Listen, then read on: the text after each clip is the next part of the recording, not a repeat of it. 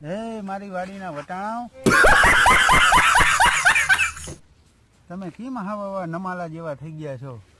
તો અમારા વિવાળાના ખર્ચાના હિસાબે તમને ખબર છે કે વર્ષાને બિંદુબેનના આપણે લગ્ન કર્યા છીએ, તો આપણે ખર્ચામાં છીએ તો બહુ આશા ના રાખીએ બાપો. ખાતરની, સુફરની કે દવાની બહુ આશા ના રાખીએ. અને ફૂટું કેણે ફૂટું, ફૂટું કેણે ફૂટું, આમ ફૂટું આમ ફૂટું, આપણા ઘરે જે મોલા ગાંડા બાવર છે ને એમ મોટી મોટી ફૂટું કાઢી રાખીએ. અને ફૂલ ફાલ જો મારો બાપલિયો આમ હારા એકદમ લઈ આવજો વટાણા.